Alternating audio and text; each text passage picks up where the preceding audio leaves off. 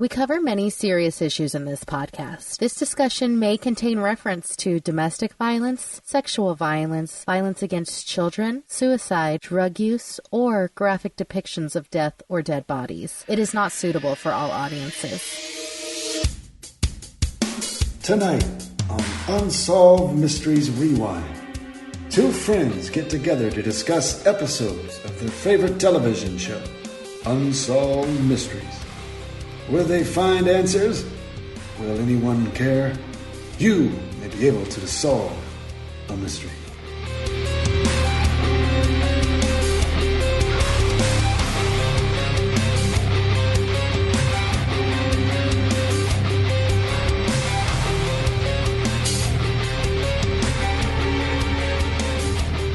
Hello, you are listening to Unsolved Mysteries Rewind. My name is Mark, and I'm on with my co-host, Kim. How are you, Kim?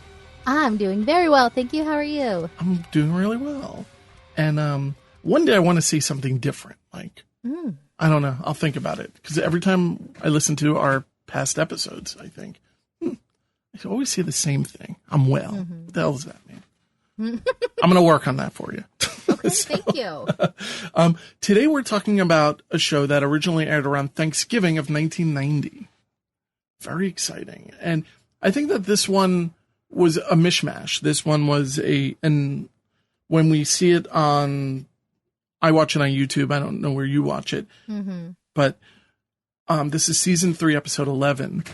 And I think it's a mishmash because it feels like some of these segments are so much longer than previous segments. Oh, yeah. No, there are 2 segments that are total throwaways, and there's really not much to them. And then there's one in the middle, and that is like the meat of this episode. And to be fair, it is parts 1 and 2. So there were like 2 different episodes originally. But yeah, this one was odd. None of them were really connected with each other or anything. But yeah. No, with this first one, it falls into that category of not telepathy, channeling or spirituality, or being able to tap into somebody's past lives, something that I know you have a real interest in. I think most people do, but some people just have more of an interest. Yeah, it excites my mind to think about it. But yeah, they describe this woman as being a psychic artist, and we are talking about Coral Polge. Well, I just wanted to ask you about you real quick. Yeah, this is going to be too personal. Love it. It's the Kim episode. So very often I'll be described as somebody who is an old soul, whatever that means. I think there's different interpretations for that. You know, I'm a big fan of early, like turn of the 20th century cinema. And I have a real love of between 1900 to like 1925. So is this something that people have said about you?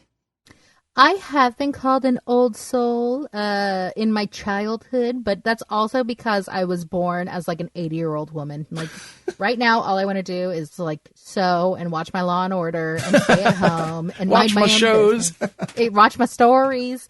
And I think that's more what it's relating to. I tend to have old lady hobbies. I tend to have old lady friends. Like I am just an old lady, and I'm so happy with. But that's the definition of being an old soul. Well, there you go. Then I guess I am. You're attracted to these more than hobbies. I don't look at these things that you do as hobbies. They're really your passion, and yeah, it's a lot. They really kind of make you, I think, who you are. Maybe your name was Coral in the past. That would be pretty cool. That's such a good older lady name. But I just wanted to ask that. I was just kind of curious. But Coral was born in 1924 in London. And this takes place in March of 1990 in Clarksville, Indiana, which I did not expect. No, because she is so British. But it's fun because at the time of her birth, according to her website, the midwife exclaimed, "This child has been here before." Now you found that out. That was not on the show? Oh, yeah. Was there any indication, or is this person just kind of super sensitive, or... I have no idea. I got no extra info on the midwife, but this is one of several people in her life who has like kind of brought her psychic powers out to the forefront. She went to a spiritualist with her mother just after World War II, and she was an artist at the time, and the spiritualist said to her, like, you're a psychic artist, right? And she's like, I have no idea what you're talking about. But she does discover that she draws people almost as if her hand is like being guided. She draws like dead people.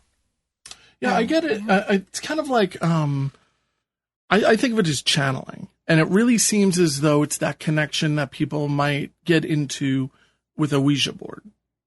Yeah, exactly. She'll like draw them, but at the same time, she'll tell you like a little bit about them. Like in 1984, we get to see like an interview with her and a photographer named Peter Cook. And Peter just went to go get pictures of her drawings for a magazine that he worked for. And she was like, no, let's sit here and we'll like, so they like rub hands and totally casual. Yeah. And she starts like sketching his grandmother and she's like, oh, she used to collect her rainwater from a rain barrel. And, she's very Rosie. Like, she's showing me the name Rosie. In fact, is her name Rosie? And he was like, oh, my God, because that was her last name. Her name was Minnie Rose. Yeah, this was a very interesting thing where we see the sketch and we see the photograph of Rosie. And Rosie has these, rosy cheeks. You could totally see even in the black and white photo. Mm-hmm. And the one thing that I see a very strange similarity to each and every time is they always have a photograph that can be lined up perfectly with these sketches. So that's why I was wondering, do you believe, and we'll go into the little bit of the story of who she is and what she's done, but do you think she's tapping into the person and basically channeling their memory of this person? Because that, they might be thinking of this photograph. So it's almost like a mimeograph, it's like transferring this thought process to her. That is very interesting. I hadn't thought about that before. That is like very meta. My mind might explode just trying to comprehend Which is also just magic. It's amazing. Yeah. But I when she's like in Indiana, she's at this conference and people are like paying $15 a pop. It's like a sold out crowd. Oh my God, I'd buy 3. I know. Well, she's drawing on this like transparency up on the wall and like a projector.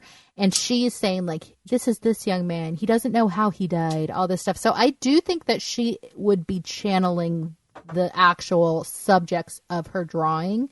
But that's just what I thought. Now I have all this new information. I don't know what I think. I don't know if I believe it, but I know I don't not believe it. I know. I love it. And I think it was a fun story. I would love to be able to test it. Like, my God, that would be so cool. But we do kind of get her in another session with this awesome woman named Lorraine Ferrero. And Lorraine is like stunned that she's drawing this ant. But to me, I mean, I didn't think this one looked that much like the ant. Keep trying. And she even said like, oh, I've never met her before. But yeah, this is definitely my aunt. It's like, how do you know? But yeah, sadly, Coral Polge died in 2001. She actually has a book that is like so expensive online in like the triple digits called Living Images, The Story of a Psychic Artist. Yeah. And I found this really nice quote from her that said, as long as there's somebody's picture waiting to be drawn, I will continue to be used as a channel for such communication between this world and the next. This was the path mapped out for me. It is a path I tread with love and a great sense of privilege that I was chosen to do so. It's so like selfless. It's a really sweet thing. And maybe that's even an indication as to what kind of person she was.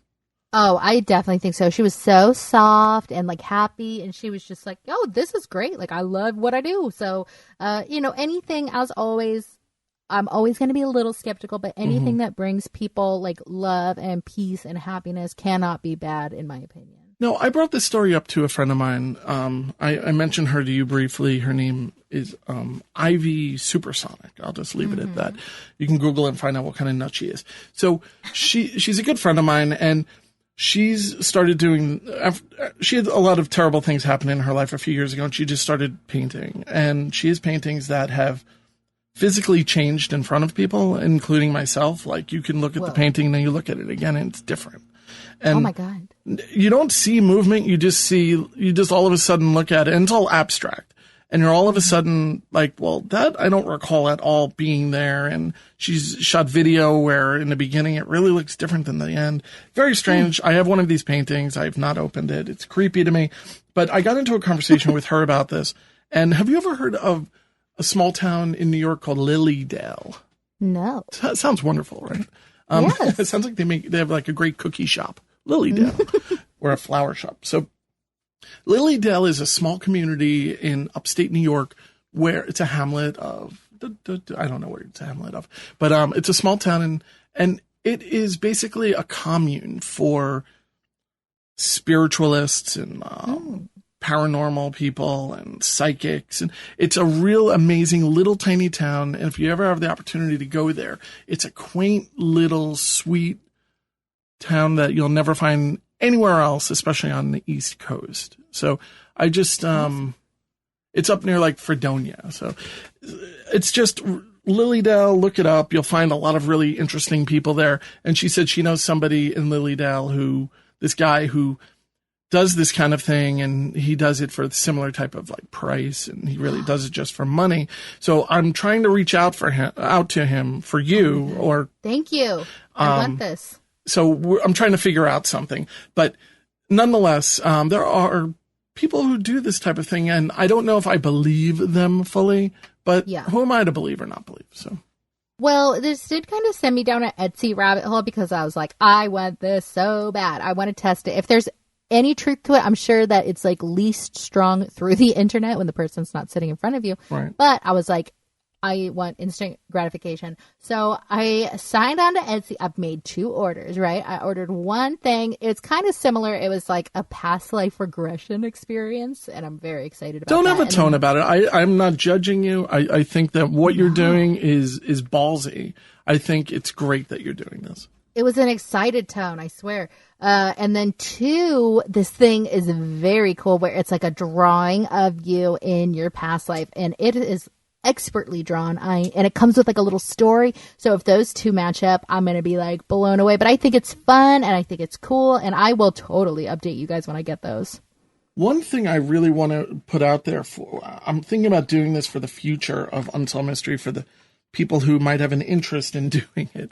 I mentioned that I do read tarot cards, and based upon this author who I've become friendly with, Mitch Horowitz, I've adopted this method of 3-card tarot. I'm using a particular deck, which is a beautiful deck called the Hoodoo Tarot. And let me just mention who wrote this, because she sent this to me, and it was Tiana Lee McQuillar. And she was kind enough to send me this deck, and it's really talking about you just have to look it up. It's kind of weird. There's a lot of references to the voodoo that was going on in New Orleans and in the 1800s, and a lot of really shocking imagery that is in there. And it's beautiful, beautiful artwork. So cool. What I would love to do is kind of like a thing where I give people kind of a reading through the internet, because adopting the same method that Mitch does. So I'm thinking about it, and it's one of those things that I would just love to do. And for free, it's not like I'm trying to, but to do a basic, it's just called a 3-card reading. I love it. Me first. Oh yeah, totally.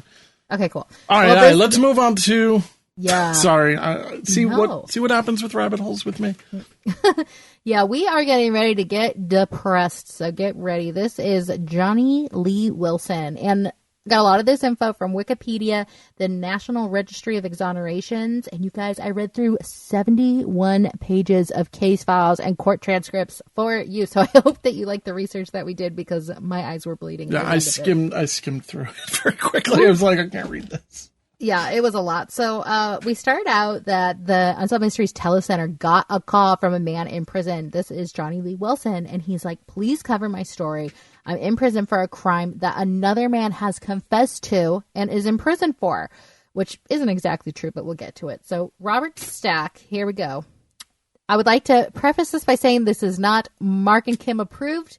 This is how the 1990s were, people. But Robert Stack refers to Johnny Lee Wilson as, quote, a mildly retarded young man. And if we say that word in telling this story, apologies. It's not our words. It is their words. Yeah, and also we are pointing out that this is just... I don't recall in the 90s. Of course, you were... barely existed. I don't recall this being a casually way to talk about somebody. Ever in my life.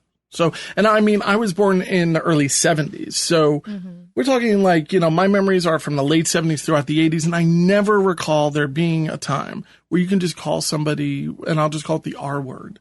It was always considered to be a negative word in my life anyway. Yeah, definitely. And this poor kid has been just completely railroaded into a confession. If you're familiar with Making a Murderer, this guy is like Brendan Dassey all the way. But it sounded like you said that. It sounded like his confession was audio taped. Yeah. So where's the audio tape? Well, it turns out from Johnny's lawsuit against the state, which he later files in 2001, the tapes that are supposed to be in the state's possessions have inexplicably disappeared. So we are definitely dealing with some interesting fancy footwork from the police. There is a lot, I'm just going to say flat out, there's a lot of corruption here. To cover something and put it on, and to put it on him, and it just seems like there's so much work being put into this. We never get to the crux of what they're trying to cover up exactly, or who they're trying to cover up for. Yeah, and I think it's just a matter of covering your butt. You made a decision, and you were just going to stick with it wholeheartedly. But if we just want to go back to the beginning, Johnny Lee Wilson's a 20-year-old man. He lives with his mom and his grandma in Aurora, Missouri, and he has an IQ of 71, which... Just for your information, I looked up Forrest Gump's IQ. Forrest Gump's IQ was 75, so he's got 4 on poor little Johnny Lee Wilson. No, have you ever taken an IQ test? I mean, like one on the computer. I don't know how. No, but I mean, I think they were phased out by the time I was a kid or something. Yeah. I don't think that. At least it's not part of like the public school system. Right. Exactly. Yeah, I think this was just like, you go over to this class and you go over to this. Or class maybe I'm just too low on the scale. They just didn't tell me. It's possible. I mean, according to the current classification scale, 70 to 79 is, quote, borderline, and 69 and below is the lowest you can get. So he is pretty low on that list. Yeah. But according to psychologists, he had the emotional development of a 4th grader. No, all right, he speaks on here, and I don't get this delayedness from him. I don't get this feeling. I almost feel like maybe he was just either autistic or dyslexic, maybe. It's possible. I mean, I know he's a stutterer, which I didn't notice the first time. No, I didn't notice that at all. The second time I watched it, I was like, oh, yeah, he definitely, like, almost every single word. But it's interesting because, I mean, there are more people now with autism than there were then, because I'm sure doctors know how to diagnose it better. But apparently his like social interaction IQ score was somewhere around 86. His reading level was somewhere around 60. So they kind of like averaged it out and made it 71, like overall scores. Yeah, the whole thing is kind of strange. I just I don't know why it matters that his IQ is at 71. It doesn't mean that he doesn't have morals, or he doesn't have cognitive decision-making skills. Well, it comes into play a lot because I think a lot of these decisions, these poor choices that were made, were based upon purely his age, really, and his inexperience. At 16, 17 years old, I don't know how I would react if the police pulled me in. And he's 20, to be fair, but that's true. I mean, they say he's basically like a 4th grader. He like presents that way. At a 4th grader, you're not going to be like, give me my lawyer, I'm not saying anything.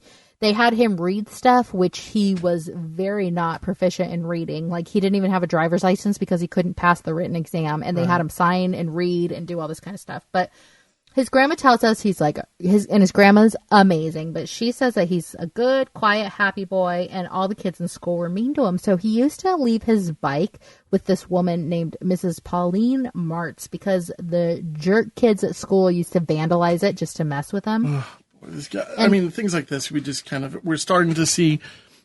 Probably he was more stressed out because of these kids just being jerks. Probably. So he would leave it there and he'd be like, can I leave it here? And I got to say, the 90s of it all, I was surprised and happy to see how understated the reenactor played it, because the reenactor was perfect for this role, in my opinion.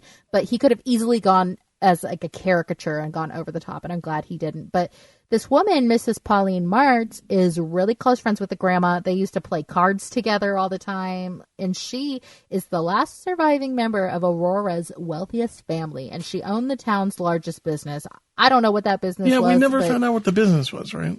No, and even through researching, I didn't find out, but she has like a marvelous hat collection, jewelry. She is doing pretty well in Aurora. And like you said, she lived in like a little small house, but just because she's the wealthiest person in town doesn't necessarily mean. But that's in the reenactment, so who knows? Like maybe it was more lavish. Maybe it doesn't matter, right? Yeah, for sure. But we come to April 13th, 1986. It's 8 p.m. and Pauline Martz's house is completely engulfed in flames, and firemen find the charred body of Pauline Martz, and the official cause of death is smoke inhalation. She had been bound and gagged with rope and duct tape, and the fire was started with gasoline. Now, I looked up as to why people will say, well, it's gasoline instead of like any other accelerant. And it was really, it's not based on a chemical or anything. I mean, of course, if you smell gasoline, you're like, well, it's gasoline. But there's, from what I can tell, when an investigator goes in to determine if it's arson, they're looking at burn patterns. Yes. And if the fire, because, they kept on saying fires burn up, they never burn down. And, and the, with, gasoline, of course, could force the fire to go down. So, so I'm not really sure why it's gasoline instead of any other accelerant. I mean, I hear you there. I think that gasoline is all encompassing in this case as an accelerant, but keep in mind it is rural Missouri in 1986. Right. And it's easy, gas is easy to get because as I was saying, I have cans of gas in my garage right now. Same. And yeah, I'm sure you do too. And it's just, when they pull, because later on they find a gas can and they enter it into evidence, and I'm thinking, all right, well, probably everybody here has a gas can. Exactly. Everything that they took from his house, I have in my house right at this moment. Right. So it's crazy. But 5 days later, the police do pick up Johnny for questioning, and they interrogate him for almost 4 hours alone. God. And he confessed, so they arrested him. Now, you mentioned he was a minor, but he's not a minor. Oh, you're right. He's not a minor. I don't know what I was thinking. No, I kept thinking the same thing until you just pointed out that he was 20. For whatever reason, I kept thinking he was 17. Yeah, he presents as younger, Yeah. It was very strange. But I do think that maybe he should have... I mean, I don't know the legality of the period of time, but if he was in this state where he's a bit delayed and everything, it's possible that he would have signed over his... conservatory to maybe his grandmother. So she would have to be, but maybe we didn't get to that point yet with him, because usually that only happens with people who are really like in bad states, like a bipolar person. Right. And, I hear what you're saying. And by all means, definitely he should have had at least his mom or his grandma there. Like, this is crazy. But they actually lured him to the police office by saying, oh, we know you lost your wallet a few days ago. We have a wallet. We want you to come take a look at it. He was like in a movie theater minding his own business. So he's like, oh boy, like I get to get my wallet. So they take him and he's like, anybody that comes in this room, we have to read the Miranda rights too. So we're just going to Mirandize you. So he doesn't know, am I under arrest? Am I free to leave? Like, what's going on? And then he gets there and they're like, what did you do to that woman? And he's like, whoa, what? Like, I thought I was just supposed to get my wallet. So they just confused it enough and jumbled him enough that he wouldn't even like think to ask for his mom, a lawyer, anybody. And it's such a shady situation. Oh, it's so messed up. And on the interrogation, he keeps saying like, I didn't do this. And after 4 hours, he was like, yeah, fine, I did it. And we know now you can break anybody down through enough sleep deprivation, screaming in their face. Like, you can't interrogate people for that long or you're going to get a lot of false confessions. Yeah, if anything, I think it's been proven that interrogations like this are not reliable. Exactly. And, this was like almost 40 years ago now. So obviously stuff's changed, but pretty much the whole town thinks he's innocent. Unsolved Mysteries requested interviews with the powers that be in Missouri, and they just said, oh, Johnny's the one who did it. We got the right man for it, and we are not going to be on your show. So we get to see some pretty cool reenactments, word for word, on what actually happened based on the transcripts. Now, we don't have the recording of the interrogation, right? Mm-hmm. Because it's been, quote unquote, lost. Right. Unbelievable. But yeah. Wouldn't that just make it inadmissible? There's no evidence. There's no proof that it even happened. Well, one would think they get lost between 1986 and 2001, because 2001 is when we learn that the tapes are lost. But, word for word transcripts that we're seeing on Unsolved Mysteries, that happened in 1990. So maybe they had them then. I guess maybe the transcript is proof that it existed at some point. Maybe. I guess, but it's so shady. So on the morning that all of this happened, Johnny says he spent the morning taping records with his friend. Which I love that whole thing, I think. Yeah. If people don't know what that means, it means like a friend buys a record, like the newest Slayer album, and you bring a tape over and you just tape it. Yeah, and he spent the whole morning doing that. He later goes and mows the neighbor's lawn, and his mom picked him up from there, drove him home, and they got home around 5. And the grandma said after that, the friend came over again to tape more records. I started getting a little bit of a weirdness with the friend, Maybe there was like something going on between these two. Was it a girl? I don't know. It's no, the grandma says the neighbor boy. Yeah. But I hear you. Yeah, it's kind of it's a very close friendship.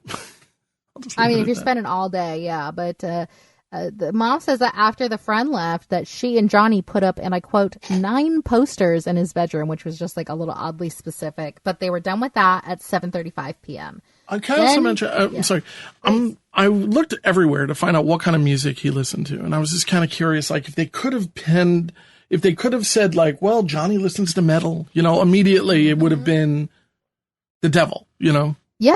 And but I couldn't find any reference to it whatsoever. No, me neither. But I can totally see that. And what kind of posters? Like all of this stuff is so strange. Yeah. Yeah, and it's strange not to find any reference of it now or relics of them. But after like 7:45 p.m., the mom says they left, mailed 2 letters, and went to the store, and that's when they heard sirens. So they're like little small town looky-loos, and they go to see what all the excitement is about. And it's the fire at Mrs. Mertz's house. So at the fire, Johnny runs into 18-year-old Gary Wall, who is described similarly to Johnny as someone with a diminished mental capacity, although we are putting that more gently than Unsolved Mysteries did. Yeah, they pretty much just, they said basically what you just said, but you can watch the episode, you can hear it. Yeah, exactly. If you want to hear Robert Stack. So they were in special ed classes together, and the next morning, Gary Wall was actually questioned by police. Now, Gary tells police that Johnny told him, quote, Mrs. Martz is in there. She's tied up. You tell anybody, and I'm going to beat you up. Now, all of a sudden, he was like the bad guy in Karate Kid, I thought. Right. He was like all of a sudden like, when did he become the bad guy? And it turns out that Gary Wall later said that he never even saw Johnny that night later, and that the police offered him a reward if he turned on Johnny specifically, and if he didn't, then they would put Gary in jail. See, I wrote down, like, I'm curious if he did get a reward, and who paid him. I don't know. I have no idea. A lot of holes in this story. Like or they were like, no, idea. Gary, you're not getting anything. Right. Probably. You know what your reward is? Not going to jail. Like, it might be something like that. But Gary actually took 6 polygraphs and failed all but 1, which apparently is good enough in the state of Missouri. So they take him and Johnny gets arrested. Oh, my God. Yeah, and the police execute a search warrant for the next day, and amazing Grandma Nellie is like, come on in, search the house, there's nothing to do here. And the police think that Johnny sexually assaulted Mrs. Martz. Now, according to the autopsy, it's inconclusive for sexual assault, but the whole time that Johnny is being interrogated by the police keep putting words in his mouth and suggesting things that match their narrative. It's actually extremely disturbing. He's like, well, what would you use? And he names some. He's like, no, wrong guess. Exactly. Oh my Those are God. like the actual words that he used. What color was her nightgown? White. Are you sure it wasn't blue? Oh yeah, it was blue. Blue green, right? Yeah, blue green. Like it's like that. It's Like like they're leading, totally leading the witness.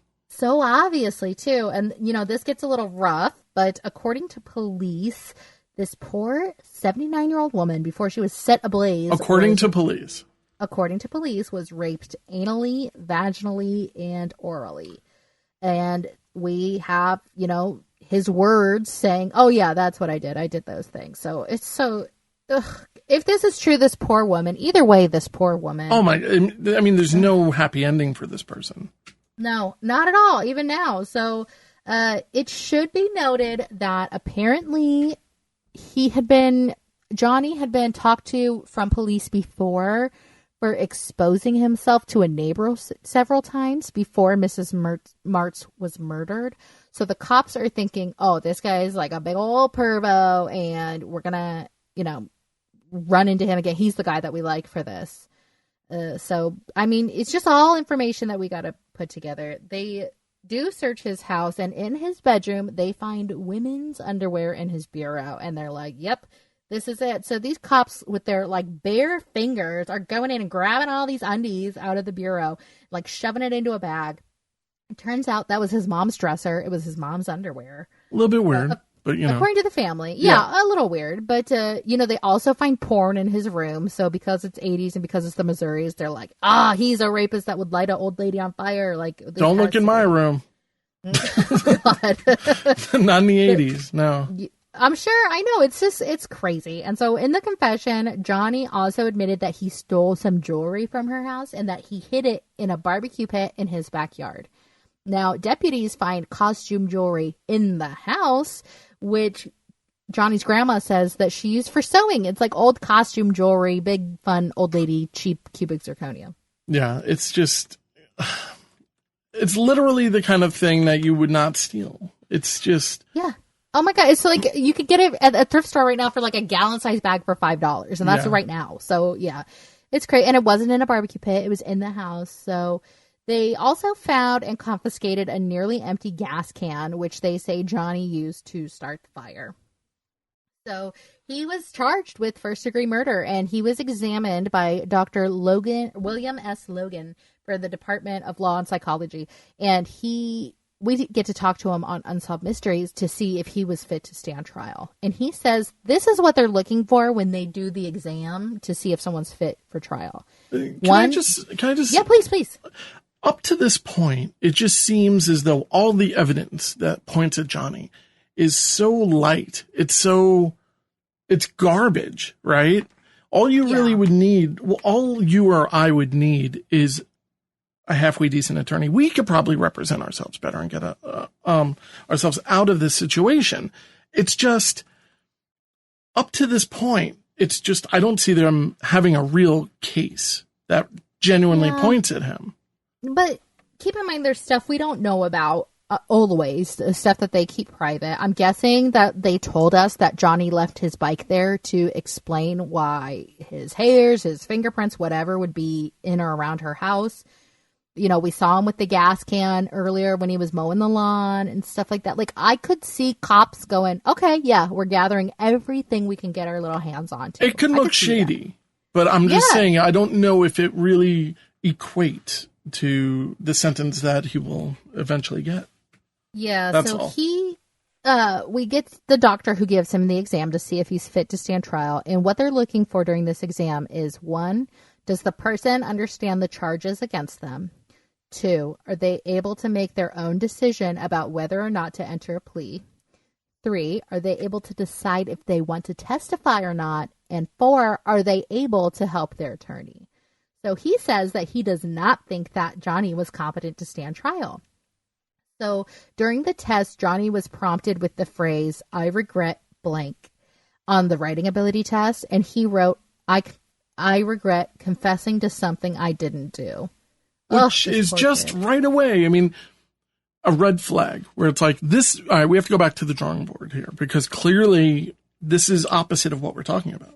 He's, he's recanting in the written word. It's, we have to. I understand, but everybody in jail says that they didn't do it. You know what I mean? Like, I'm just trying to view this from their side. I completely believe that Johnny was railroaded, that Johnny probably didn't do it.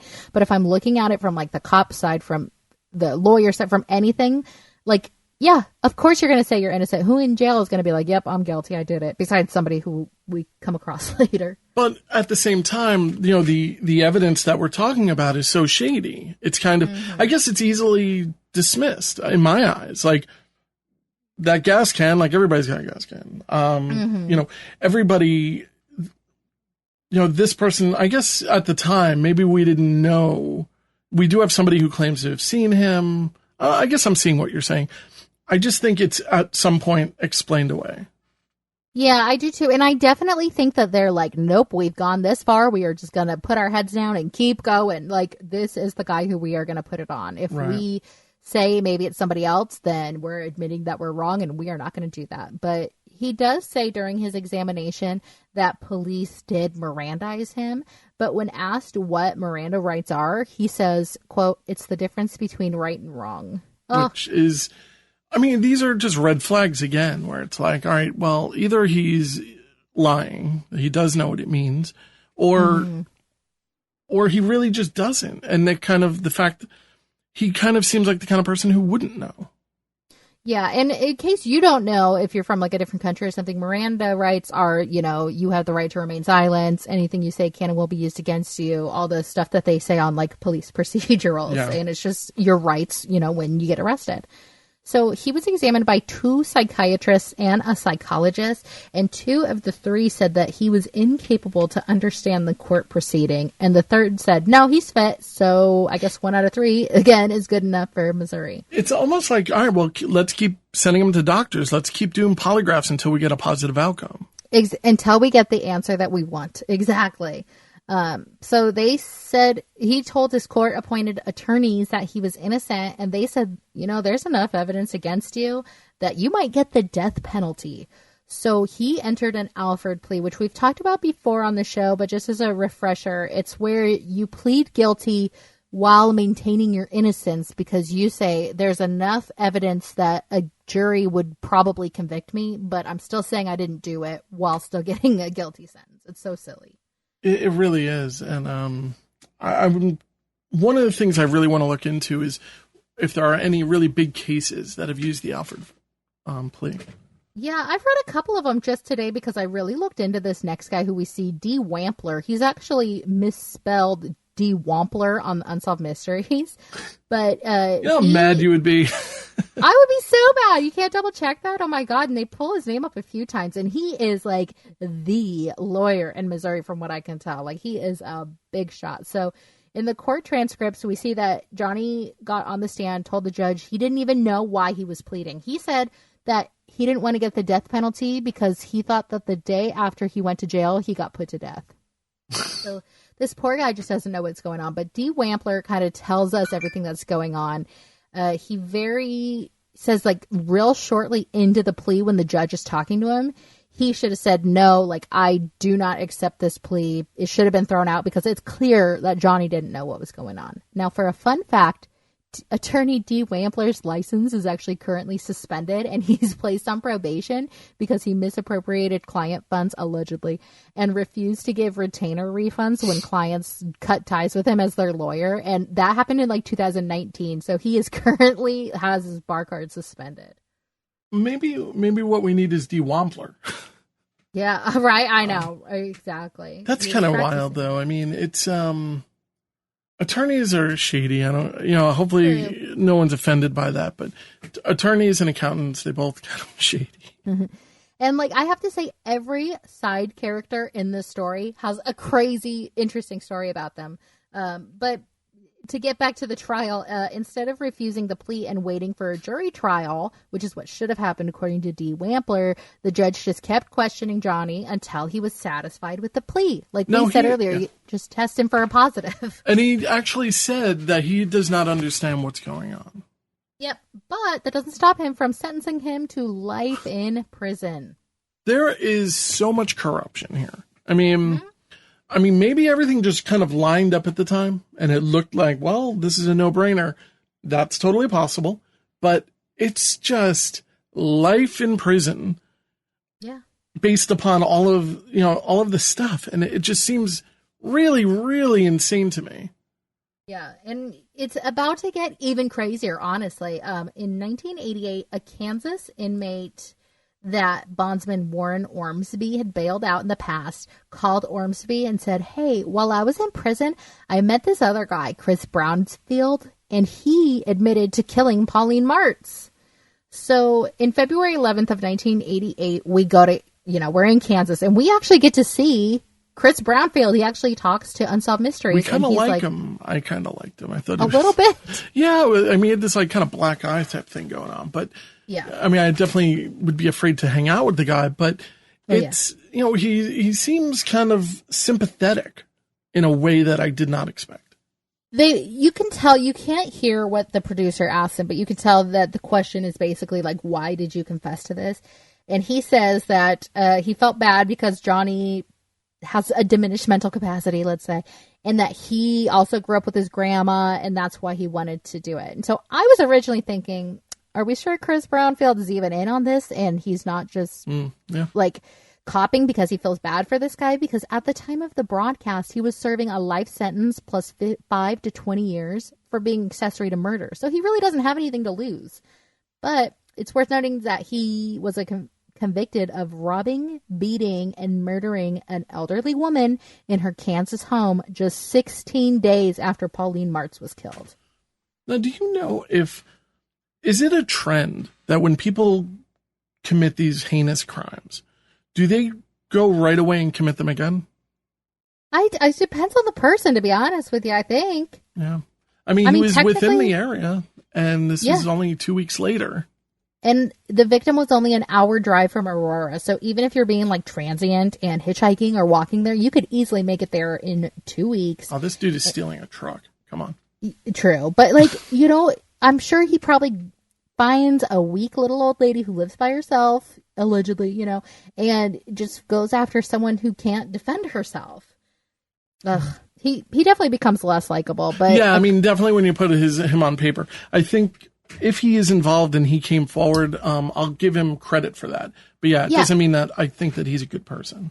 Exactly. No, and I hear you. And it's a nice thing to do, what he's doing, if it is the truth, or even if it's not. It's a nice thing to do to show mercy to Johnny. But according to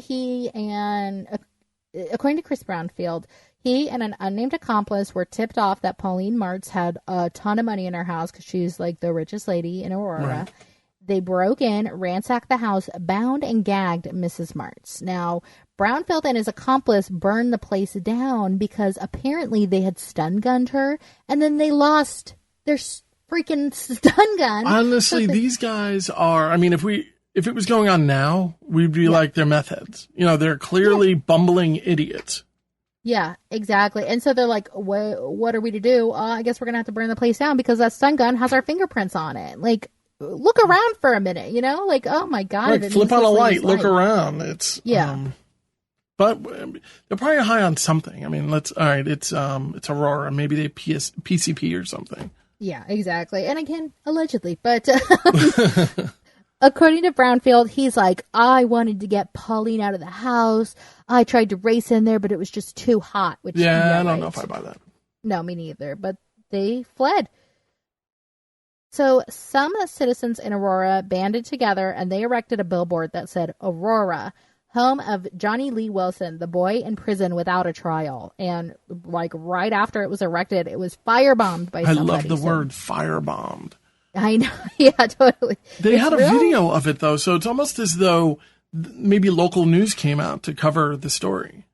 I'm sure. Oh, yeah, I'm sure this was some kind of affiliate of the whatever network Unsolved Mysteries was on at the time. But that's a big FU to local government. That's a big FU to local police, everything.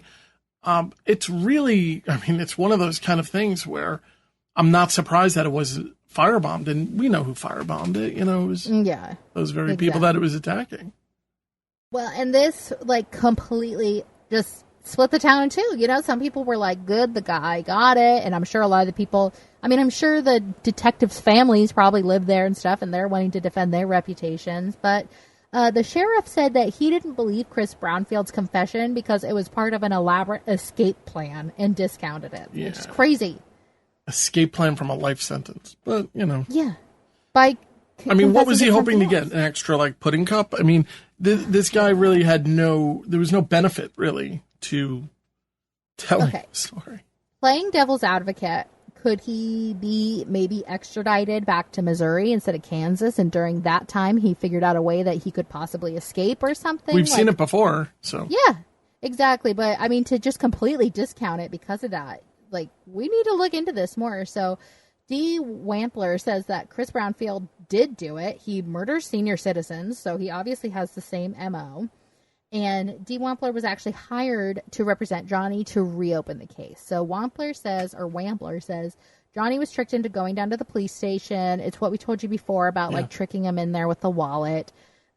His grandma and mom weren't even told that he was being questioned, which is probably legal, but definitely not ethical. So the interrogation started around 8:30 p.m. and it ended just after midnight. And Dr. William Logan, the psychologist who we talked to earlier, comes on to say that the interrogation was aggressive and that Johnny just didn't even know enough to ask for an attorney and end the interview.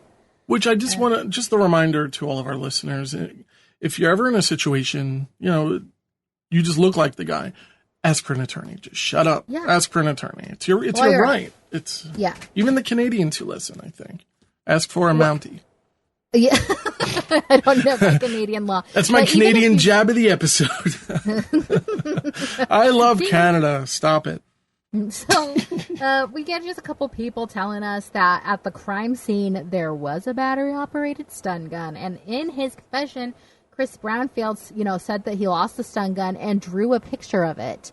Now, this stun gun was never publicized, nothing. So that definitely leads towards thinking Brownfield did it. I have a stun gun that I bought in a pawn shop in the 90s. Oh, I have a couple that are shaped like rings. So when I'm out jogging, I have it on my hand. Yeah, that's actually really cool. Bam. Yeah, no, it's awesome. So I have two. I have one that's like a holster. It's in a holster. I'll take a picture of it.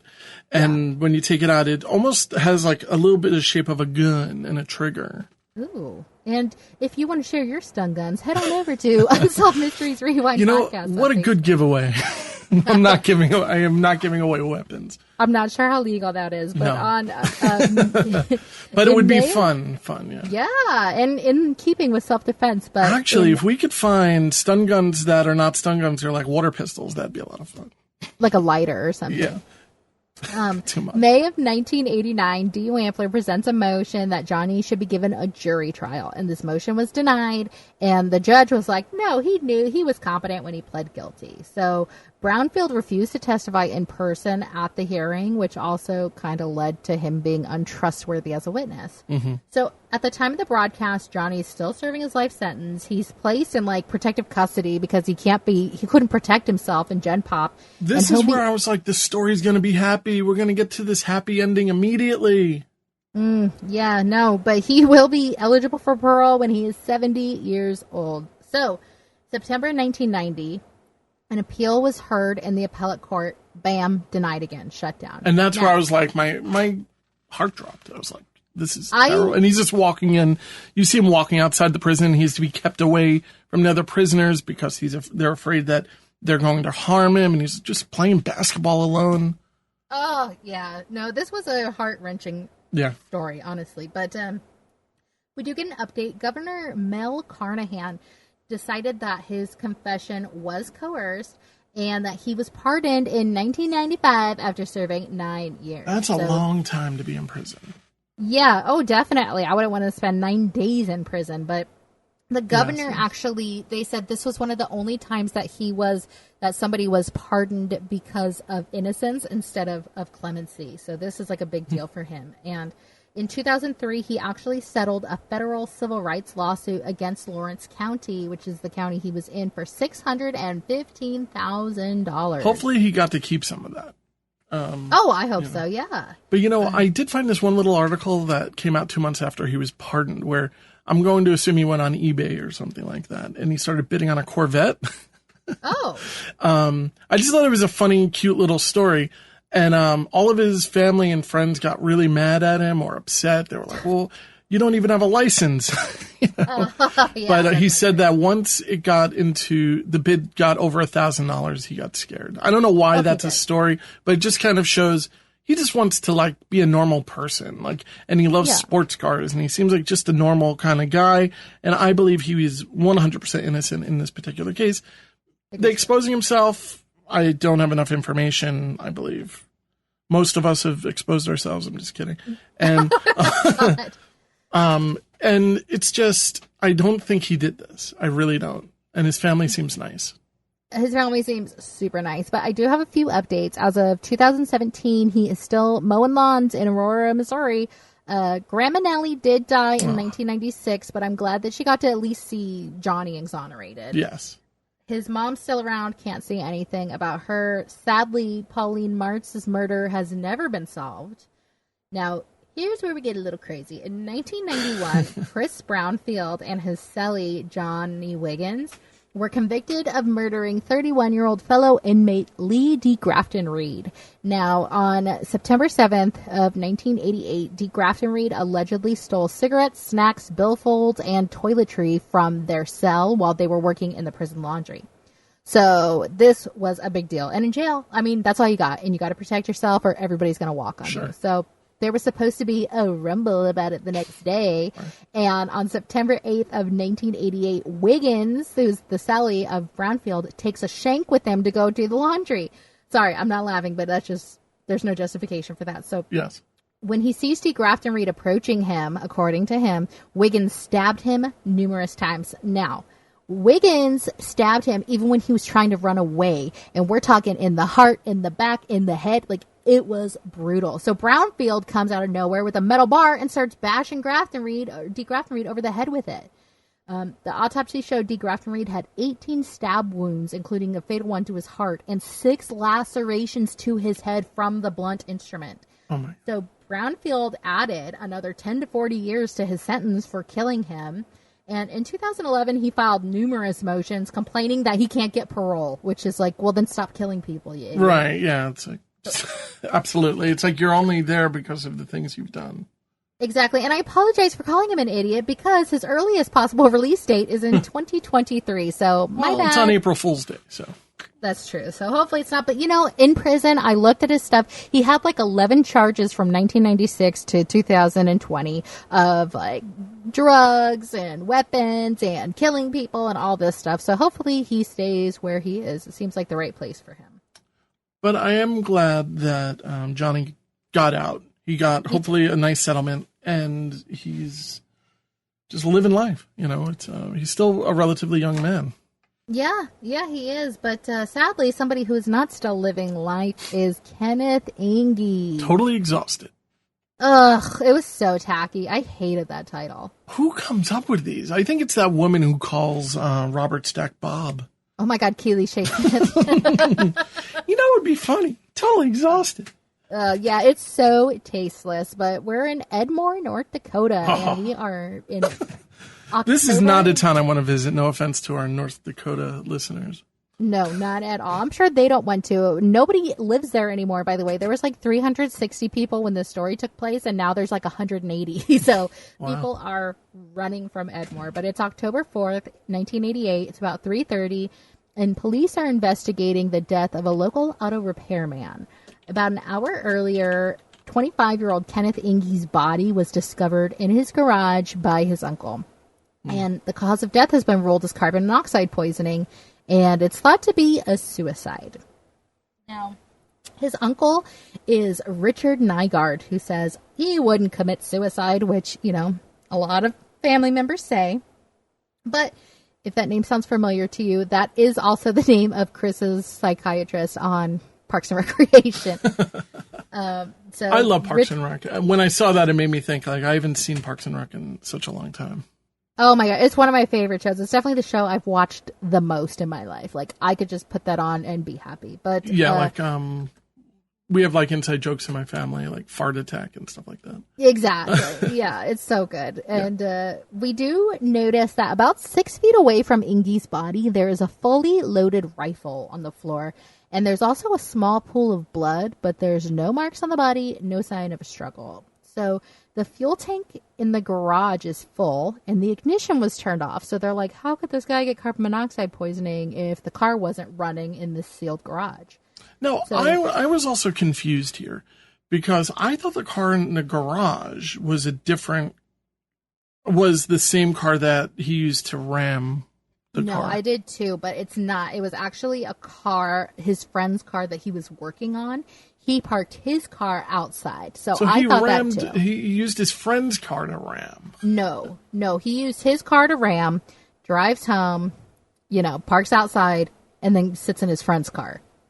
Oh, I see. In the garage. Okay. But we'll get there. All right. So we are at Kunkel's Bar in Edmore. And if there's any place in Edmore I don't want to be, it's at Kunkel's Bar at 2 o'clock in the morning. I don't know. I heard they have a really great ladies' night special. Oh, my God. If they called her a barmaid one more time, like they were so rude. But I showed you. She's real classy, though. I know. I showed you a picture of the bar, and it looks like a place called Kunkel's. Like, it is the worst little dive. If you look at it now, the address, like, it's just an empty lot. They just completely demolished Now, I've been to real dive bars. I'm sure you have too. You know what? I'm not sure, Kim. You're a good girl. This is like dive bar. Like, this is the kind of place where you want to be careful if you're going to use the bathroom. Maybe you don't use the bathroom. Exactly. Yeah. Maybe like pick up everything with your sleeve over your hand. Like it just looks gross. But it's closing time and there's only 2 customers. So we have Kenneth Ingies, one of the customers, our guy who later turned up dead, and Curtis Heck, who is another auto repairman. So supposedly Kenneth was like, I'm going to take you home to the bartender. And the bartender's like, I'm going home with Curtis. And he's like, you're a tramp. And so Curtis is like, don't talk to my girl that way. Yeah, and so they start, like, throwing blows at each other, and Curtis, like, famously says, neither one of us were Muhammad Ali. We were just wrestling. We weren't actually trying to, like, hurt each other. So he has Kenneth pinned to the ground. And keep in mind, at least in the reenactment, because we never see a picture of Kenneth, but in the reenactment, Kenneth's got 60 pounds on Curtis. Yes. Like, he could have easily got up. So Curtis is like, you gonna stay here. When I let you up, you're just going to walk out the door. Like, don't even say nothing. Don't do anything. So he lets Kenneth up. Kenneth goes out the door. So Curtis and her are like, whoo, glad that's over. And then they hear, like, smash. And Kenneth's drunk ass is, like, in the car, slamming his car into Curtis's pickup truck. And keep in mind, they're both the auto repair guys. So Curtis said... And can we also just kind of... one thing that's completely glared over this entire episode is the level of drinking and driving. Oh, I know. It's just acceptable. 100%. It's fine. It's North Dakota. Yeah, who are you going to run into? But seriously, no. And these people were drunk. So Curtis is like, if I'm going to have to pay for my car, you're going to have to pay for your car. So he goes with his, like, smashed up car, and he goes over to Kenneth's house, and he just starts, like, kicking the crap out of Kenneth's car.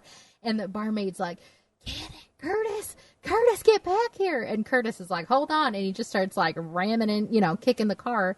And Curtis says all of a sudden he hears a groaning coming from the garage. So he goes around and he sees Engie, allegedly, lying in the garage. And he's like, you shouldn't have totaled my truck. And Engie's like, And he's like, serves you right. Like, you should be sick, because he got so wasted. And he's like, I'm just going to leave you on the floor.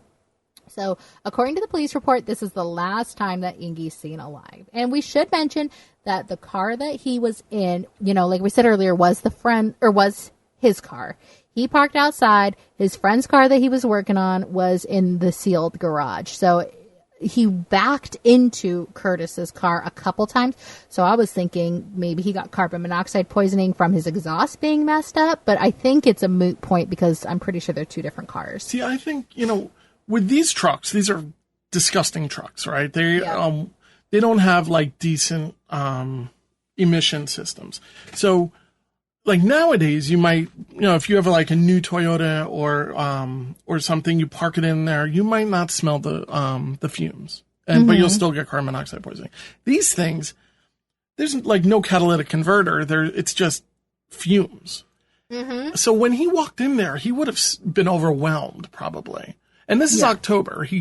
At the very least, he should have left the door open. I don't know. Yeah, but you're pissed at this guy. You're not thinking about his well-being. You know what you're I mean? right. And keep in mind, I'm gonna guess that these people were well over the legal limit. Like, I think 2 drunk people got in a fight with each other, and some stuff happens sometimes, you know? Like, no disrespect to Kenneth Engie. Nobody deserves to die at the age of 25 years old. Oh, my God. But basically, the police's theory is that Engie pulled into the garage, and he is, like, waiting for Curtis, because he knows he pissed off Curtis, and Curtis is going to come back looking for him. Could have dozed off, too, you know? Right, yeah, and he's sitting there with a shotgun, and they say an hour passed, you know, from Curtis showing up at his house to Engie going home. So Engie pulled into the garage, waited for Curtis with a shotgun loaded, and he was getting sick from the carbon monoxide poisoning. You know, it's October in North Dakota. Maybe he turned it on for some heat or to listen to the radio or whatever, and he got sick from carbon. Yeah, exactly. And he got sick from carbon monoxide poisoning, so he turned off his truck, stumbled out of the truck, dropped his gun, and collapsed on the floor, which, if you ask me, is 100% plausible. Yeah, I think so, too. Now, they did have a fight.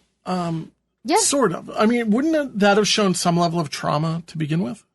I mean, the police say that there was no sign of trauma in the autopsy, but there was a small pool of blood found near him, and in the reenactment, when they turn over his body, his nose is bleeding. So I can chalk that up to the fight in the bar, you know, if I was an investigator. What if, like, he just is in the car, you know, he maybe dozes off for a little bit, he wakes up, and he's like, I feel like crap because I'm getting carbon monoxide poisoning. He turns it off immediately, goes to get out, and collapses because, you know, that's what would happen if you're getting carbon monoxide poisoning. You fall, maybe you hit your head. Yeah, definitely. Yeah, exactly. You're not, when you fall, like when you have a seizure or and you're in a truck happens, too, you know.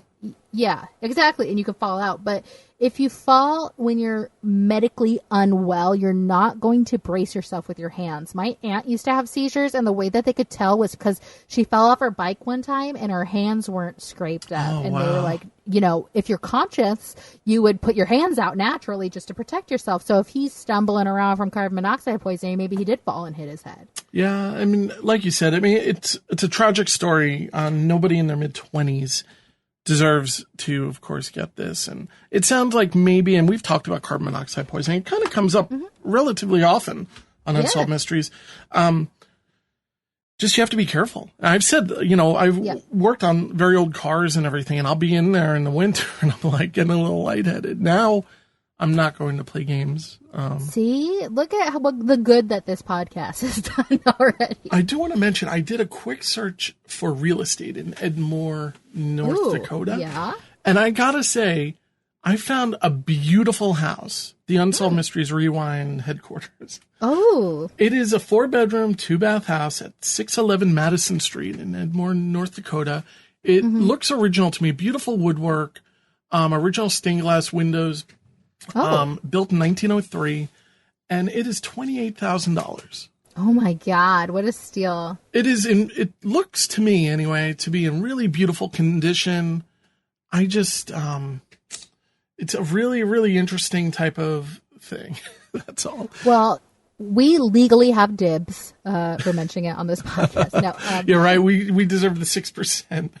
Exactly. Yeah. But, you know, just to wrap it out, Richard Nygaard, the uncle, says that he thinks that Curtis, like Engie heard Curtis kicking his truck. So Engie went out to go see Curtis. The two men had a confrontation.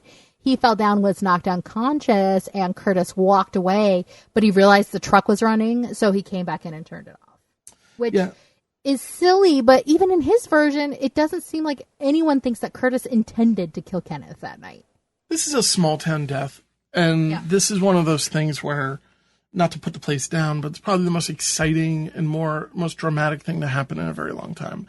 Well, let me throw this out at you if I can't. Sorry, did I interrupt No, you? you didn't. That was... Apparently, this is the inspiration for the first season of the TV version of Fargo. Which is wild. Which is so small town, it's crazy. But there's a few people online who seem to think that there's more to the story. Now, 99% of people, like myself, think that this is a family in denial and this is an accident, and it's sad, but that's what happens when you drink. Sorry. When you get so wasted. But there's 2 people online. One person on Facebook said, I hope the truth comes out about this story. Like, I know the mom. I hope the truth comes out.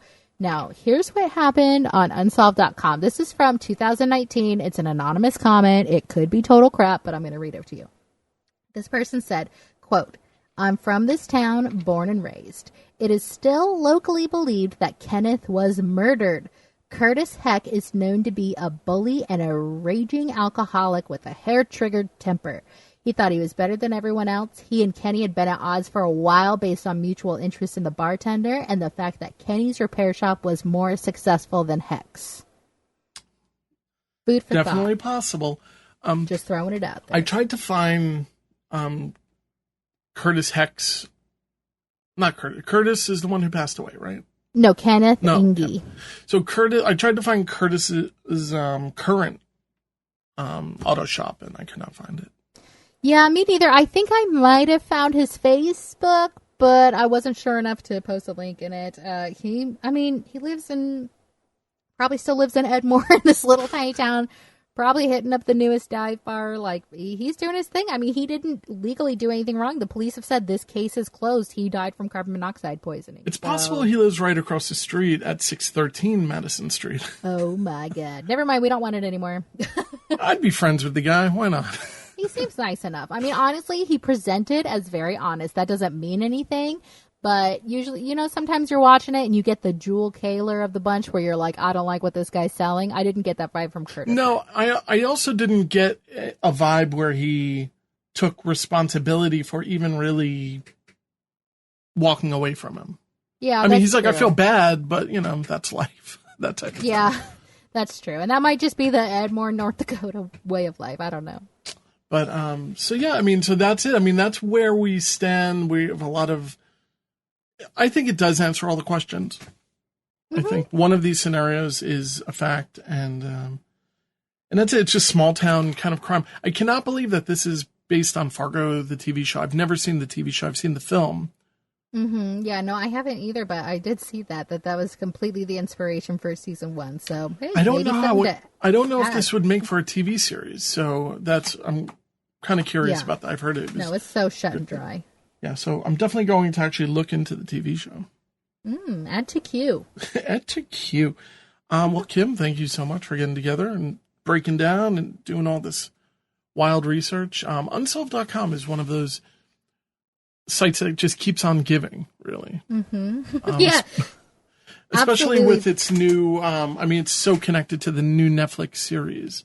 It's really the comments are there. But if you want to see another cool website, still unsolved.com. That's our website. Go check it out, see episodes, all that stuff. And the aforementioned Facebook page, Unsolved Mysteries Rewind Podcast. We post all the episode resources, pictures, articles, all that kind of stuff.